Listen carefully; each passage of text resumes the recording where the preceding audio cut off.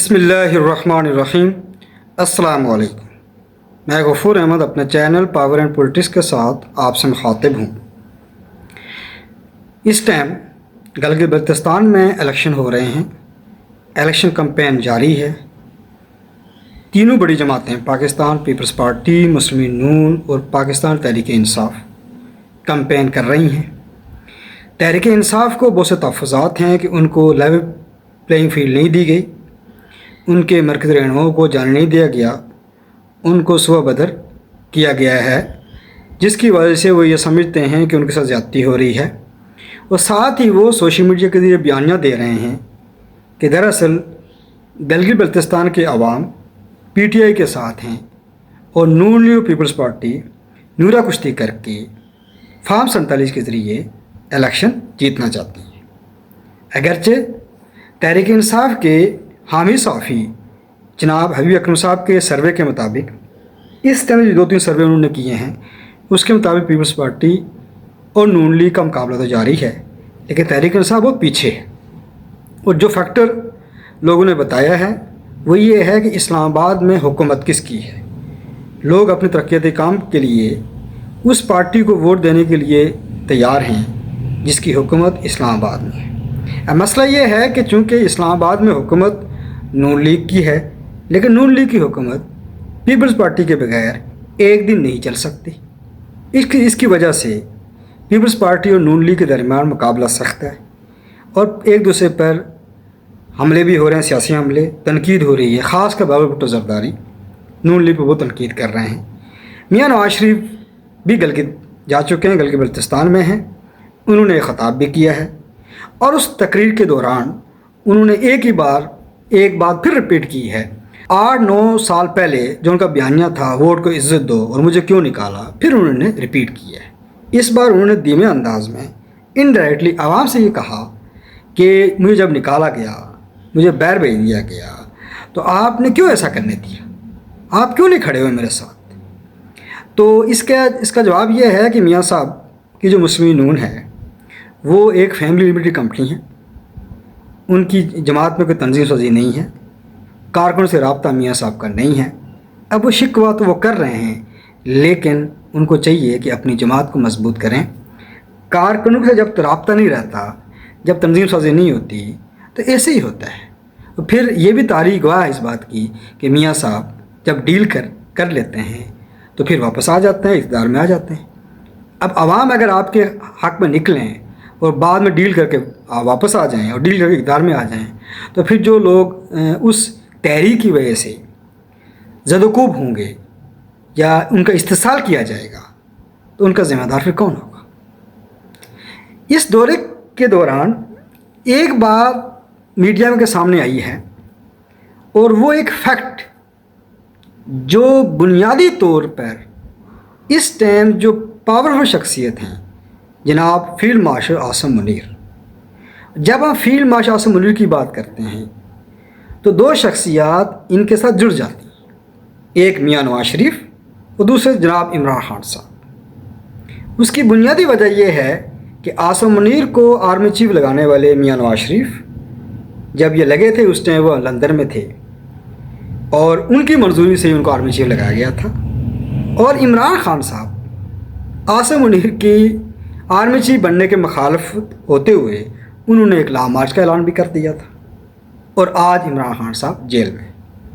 اب نقطہ یہ میں نے آپ کو بتانا ہے کہ سب سے پہلی ملاقات عاصم منیر صاحب کی اور نواز شریف کب ہوئی تھی، چونکہ پی ٹی آئی کا یہ بیانیہ ہے کہ یہ لندن پلان تھا، لندن پلان میں ملاقات ہوئی تھی، اس کے بعد ان کو آرمی چیف لگایا گیا۔ لیکن یہ حقیقت کھولی ہے، پاکستان کے ایک سینئر صحافی ہیں اعزاز سید، انہوں نے اپنے پروگرام ٹاک شاک میں، دوسرے ایک اور صحافی ہیں لاہور کے عمران شفقت، انہوں نے اپنے ویلاگ میں یہ بتائی ہے کہ ملاقات کب ہوئی تھی، اور اس ملاقات سے میاں صاحب نے کیا تاثر لیا تھا، اور وہ کیا بات میاں صاحب کے ذہن میں بیٹھ گئی تھی کہ عاصم منیر صاحب جو اس ٹائم جے سی او تھے گلگت بلتستان کے، وہ بن گئے آرمی چیف۔ یہ میں نے پوری کہانی آپ کو بتانی۔ اعزاز سید اور عمران شفقت کے مطابق 2015 میں جب الیکشن ہوتے ہیں گلگت بلتستان میں تو وہاں پر حکومت بن جاتی ہے مسلم نون کی اور وزیر بنتے ہیں حافظ حفیظ الرحمان۔ اس کے بعد میاں صاحب، یہ تقریباً بات ہے 2017 میں وہ دورہ کرتے ہیں گلگت بلتستان کا، اور ایئرپورٹ پر باقی جن چیف سیکرٹری ہیں یا آئی جی ہیں جنہوں نے استقبال کیا، حفیظ الرحمان صاحب شامل تھے، ظاہر ہے وزیر اعلیٰ وہ تھے، لیکن اس میں اس استقبال کرنے والی ٹیم میں جو لوگ شامل تھے اس میں JCO major general Asim Munir صاحب بھی شامل تھے۔ اس کے بعد ہیلی کاپٹر کے ذریعے میں ان کا دورہ کروایا گیا میاں صاحب کو، تو جو 3-4 لوگ بیٹھے اس ہیلی کاپٹر میں اس میں عاصم منیر بھی شامل تھے۔ اس کے بعد جب واپس آتے ہیں میاں صاحب اسلام آباد تو ایک نیا ایشو بنا ہوا تھا، وہ تھا پاناما کیس، جس میں لندن فلائٹس کی بازگشت چل رہی تھی۔ عمران خان صاحب اس بیانیہ کو لے کر پھر رہے تھے اور میاں نواز شریف کے اوپر پریشر بڑھ چکا تھا، اور اس کے بعد اسی پاناما کیس کی روشنی میں میاں صاحب کو اپنے بیٹے کی تنخواہ نہ لینے کی بنیاد پر ڈسمس کر دیا گیا، نائل کر دیا گیا، ان کو استعفیٰ دینا پڑا، اور اس کے بعد ان کی پارٹی صدارت بھی ختم کر دی گئی، اور اس کے بعد وہ ان کو جیل بھیج دیا گیا۔ اب اس ٹائم تک DGMI تھے عاصم منیر صاحب۔ جب میاں صاحب جیل میں تھے تو حفیظ الرحمان صاحب وزیر اعلیٰ گلگت بلتستان ان سے ملنے جاتے ہیں، ملاقات ہوتی ہے، تو میاں صاحب نے ان سے پوچھا کہ آپ جو میں گلگت گیا تھا تو اس میں جو شخصیات تھیں کون کون شخصیات تھیں، تو انہوں نے نام بتایا 2-3 شخصیات کا، پھر انہوں نے عاصم منیر کہ عاصم منیر سے آپ کی ملاقات ہوتی ہے؟ تو حفیظ الرحمان صاحب نے کہا جی کبھی کبھی ملاقات ہوتی ہے۔ وہ کیا کرتے ہیں، وہ کیا ہیں آج کل؟ کہتے DGMI ہے، اور DGMI اس ٹائم آرمی چیف تھے جنرل باجوہ، اور جنرل باجوہ ڈاکٹرین کے تحت عمران خان صاحب کی سرپرستی کر رہے تھے، اور آنے والے سیٹ ٹائم 2018 کے الیکشن سے پہلے فیصلہ ہو گیا تھا کہ عمران خان صاحب کو اقتدار دینا ہے، اور اس لیے نواز شریف کو جیل ڈال دیا گیا تھا۔ اب میاں صاحب نے کے ذہن میں کیا بات تھی، انہوں نے یہ پیغام دیا حفیظ الرحمان صاحب کو کہ آپ کی ملاقات ہو تو میرا سلام دیجیے گا عاصم منیر صاحب۔ حالانکہ میاں صاحب کو معلوم ہے کہ DGMI کس کے انڈر ہے، جنرل باجوہ کے انڈر، ملٹری انٹیلیجنس وہ DG ہے، اور وہ کس طرف ہے واضح تھا، اس کے باوجود میاں صاحب نے کو سلام بھیجا۔ اب عاصم منیر صاحب اور میاں صاحب کی شناسائی 2017 میں ہو چکی تھی، اب سیاست کیسے کروٹ بدلتی ہے۔ 2018 کے الیکشن کے بعد جب عمران خان پرائم منسٹر بنتے ہیں تو جناب عاصم منیر صاحب بن جاتے ہیں DGISI، اور DGISI صاحب نے ایک فائل دی جناب عمران خان صاحب پرائم منسٹر صاحب کو کہ جی آپ کی فیملی کے اندر کرپشن ہو رہی ہے، اور کرپشن کا خاتمہ کیا ہونا تھا، اس کے بدلے میں سنڈے کو ہی جناب DGISI کو ڈسمس کر دیا عمران خان صاحب۔ اب یہ بات DGISI عاصم منیر صاحب کے ذہن میں تھی، اور میاں صاحب کے ذہن میں عاصم منیر چل رہے تھے۔ یہ جب یہ معاملہ بنا اس کے بعد ظاہر بات ہے لانگ مارچ 2019 میں ہوتا ہے GUI کا، میاں صاحب باہر چلے جاتے ہیں لندن۔ جب باری 2022 آتا ہے اور نیا آرمی چیف کون بنے گا، اس میں 6 لوگوں کی فہرست لائی گئی۔ اس ٹائم شہباز شریف پرائم منسٹر تھے، اور اس سے پہلے جناب عمران خان صاحب نے جتنی کمپین کی وہ اس کی بنیاد یہ تھی کہ مجھے کیوں ہٹایا، میرے خلاف سازش ہوئی، یہ تو بیانیہ تھا، اس کے پیچھے چھپی ہوئی بات یہ تھی کہ عاصم منیر آرمی چیف نہ بنے۔ ان کا پہلا نمبر آ رہا تھا، اس کے باقی 5 جنرل تھے، اور چھٹا جنرل تھا جناب فیض حمید۔ عمران خان صاحب بھی خواہش تھی کہ جنرل فیض حمید بنے، لیکن وہ چھٹے نمبر پر تھے، پریشر بلٹ اپ کرنا چاہ رہے تھے، اور جنرل باجوہ اس ٹائم کی خبروں کے مطابق جنرل باجوہ صاحب بھی چاہ رہے تھے کہ عاصم منیر نہ بنے، اور جناب فیض حمید صاحب نے یہ بھی خبر ہے کہ میاں نواز شریف سے فون پر بات کی اور یہ کہا کہ میں آپ کی خدمت کے لیے تیار ہوں، مجھے آرمی چیف بنائیں۔ لیکن میاں صاحب کے ذہن میں یہ بات تھی کہ عاصم منیر نمبر 1 پر آ رہا ہے، اس کو آرمی چیف بنایا جائے۔ اب سیاستدان کی دور اندیشی دیکھیں، انہیں پتہ ہے کہ اس کو DGI سے ہٹایا تھا عمران خان نے، اور ابھی عمران خان جو لانگ مارچ کر رہا ہے دھرنے دینے آیا ہوا تھا، اور اس نے لانگ مارچ کر کے واپس چلے گئے تھے عمران خان صاحب یہ بتانے کے لیے کہ نہیں کوئی اگر بن جائے تو کوئی مسئلہ نہیں ہے، لیکن لانگ مارچ تو کر چکے تھے وہ۔ اور میاں صاحب نے وہاں بیٹھ کر آرمی چیف لگایا آصم منیر صاحب، اور اس کا نتیجہ کیا نکلا؟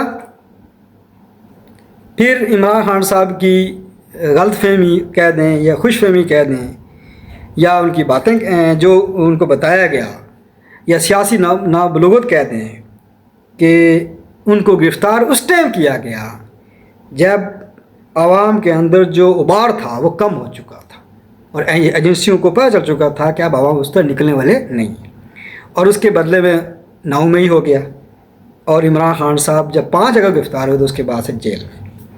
پھر جو 2024 کے الیکشن ہوتے ہیں، پی ٹی آئی کا بیانیہ ٹارگٹ آصم منیر، اور آصم منیر کو لگانے والے میاں نواز شریف وہ لندن سے پاکستان آتے ہیں، 2024 کے الیکشن ہوتے ہیں۔